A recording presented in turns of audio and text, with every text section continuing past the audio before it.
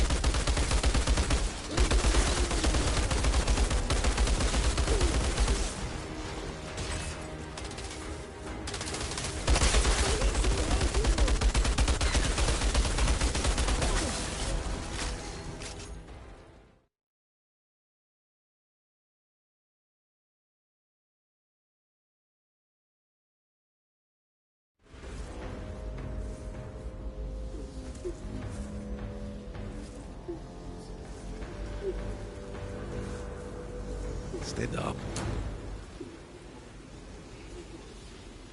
Get the fuck out of here. Go!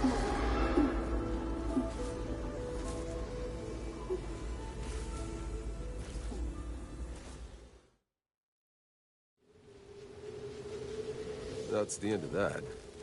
I should bring the good news to Captain Dunham.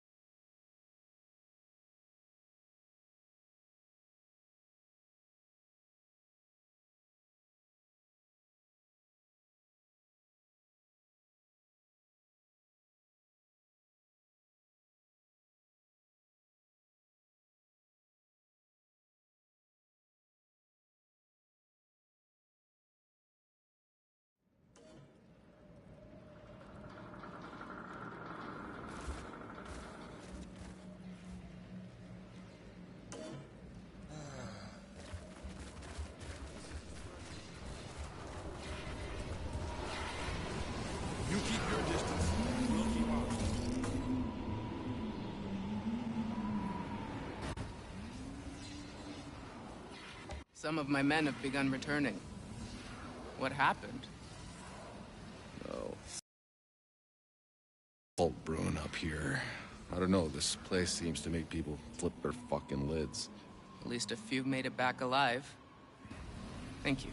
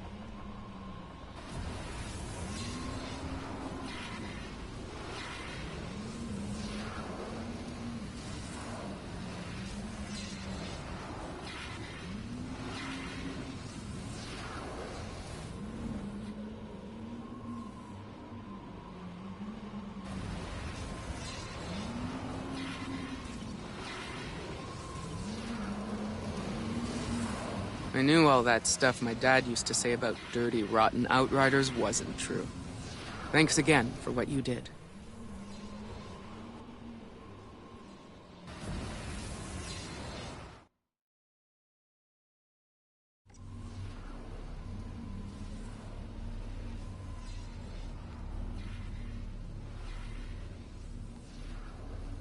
I don't care how much of your brain that cult fried. If you don't have a task, you better ask for one.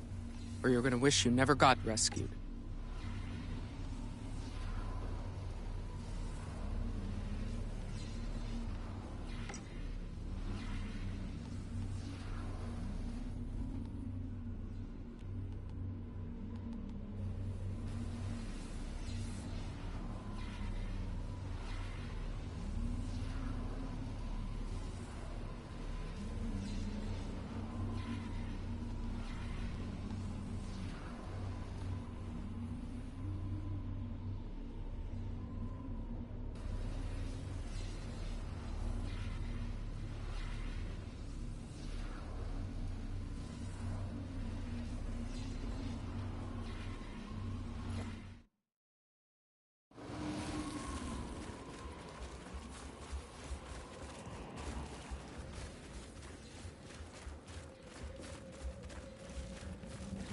You know those people that were disappearing?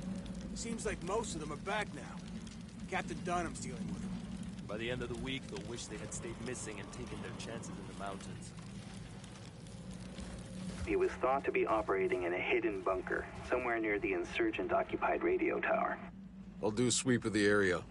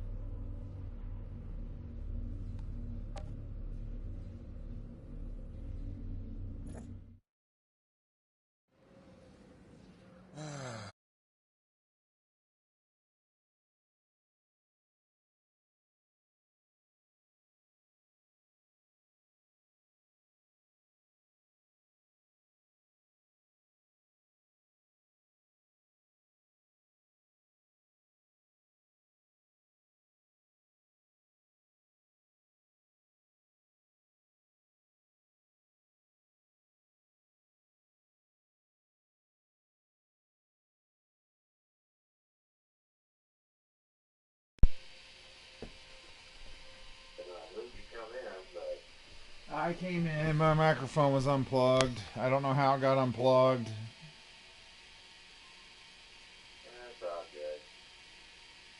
There, it was plugged in.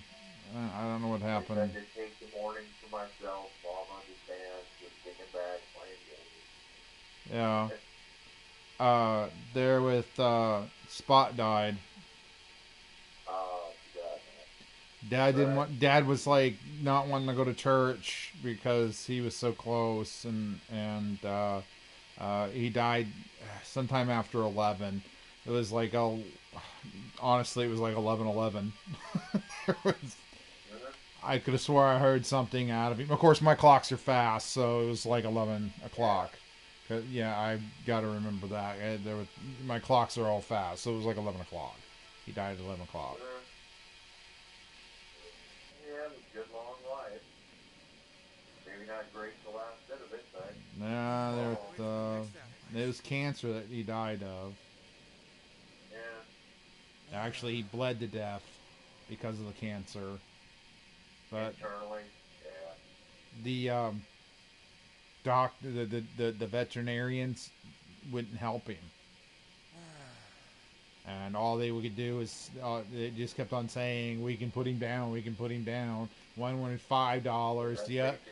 One wanted $5. One wanted $35. that's basically what happened to Mom in human form. Yeah, and it's just like so irritating and Basically annoying. slowly bleeding out of that tumor, killing her, and they couldn't figure it fucking out. Always work that needs doing. Fucking exhausting. That's why she was so down and not moving that much. Because she was bleeding out all the time. Yeah, that's what Grandpa died of. He had blood in his stool, and they took him up to the hospital, and I don't know. That was fucked up. He was just fine, and they took him to the hospital because he was feeling weak and he was bleeding from the stool, and something about when they fixed his hip, they did something wrong, and they put blood back in him and they stopped the bleeding, and then they said that they were waiting for the doctor to come in and see him. And as soon as the doctor came in and saw him, the doctor was going to release him today. And then Mom and Dad said they'd be right back. And when Mom and Dad come back, they told him that told him that he wasn't going to make it until bedtime. Wow. And that's basically the first night when people were saying about her, they didn't know if she was going to make it now.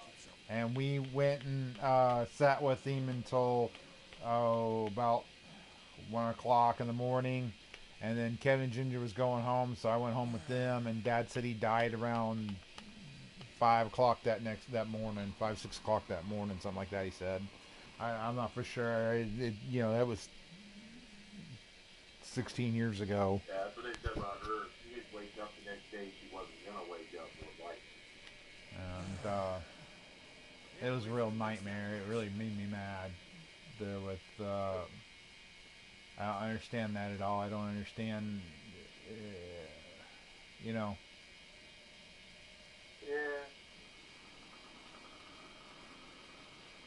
they're never gonna admit if they did something wrong, ever either. Oh no. That's one of the reasons why I ended up on disability. When you go into the emergency room, you have to sign a document that says anything that happens in the emergency room is an act of God. This is as pleasant as it gets around here. So if you go in the emergency room and they inject you with something you're allergic to and you swell up and die, it's an act of God, and it's not their fault that they didn't read your paperwork and see that you were allergic to that and shot you with it and killed you. That's why you wear a medical alert bracelet. Yes. Yes. Yes. Yeah, they're with, and then That's why I have one. if any situation at all in which you die is not their fault, even if it's their fault. And the document also states that if you come in with a problem, like last night my left arm was hurting really, really super bad, and if I went in there and wanted x-rays, before they will even talk to you that you're about wanting your left arm x-rayed, you have to sign a document that says you have no legal grounds of having a problem with them if they call you names and refuse to x-ray your arm. And if I leave the hospital with my arm broken and I lose use of my arm, and then gangrene sets in, and 6 months from now they decide to amputate at the elbow, they're not legally responsible. Because I was forced to sign a document that says they can't be held legally responsible. Okay? Now, you kind of wouldn't be held responsible because you didn't come back knowing you had gangrene. it doesn't, yeah, it doesn't matter because they're not, it doesn't matter because the hospital cannot be held financially responsible for the fact that they did not treat you for an illness that you came to them to treat them. And they cannot see you or treat you until you sign a document that says they can't be held responsible. Once you left realizing and didn't come back knowing you had gangrene, it becomes your own fault. Again, that goes back to trying to get to your private doctor because the medical, it's all fucked up. But yeah, with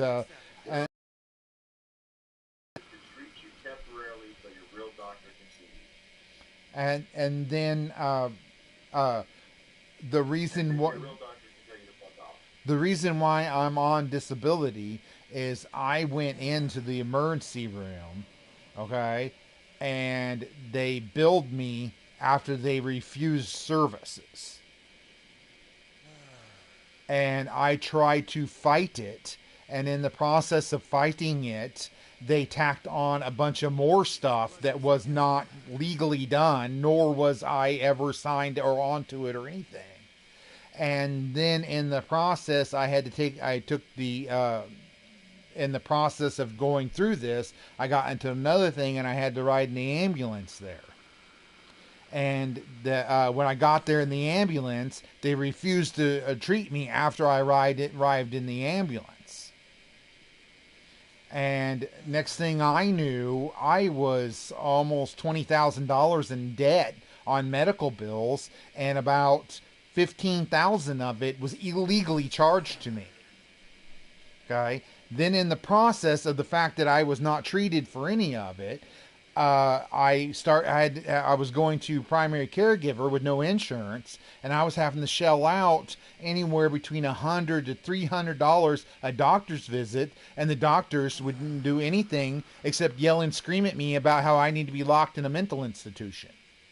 I was even carried out of a doctor's office by a security guard because the doctor wouldn't stop screaming at me, but that I belonged in a mental institution.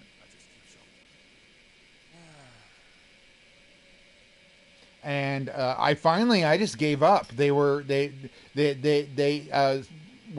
sending me these paper stuff, and then I received a thing telling me I was going to have to go to court.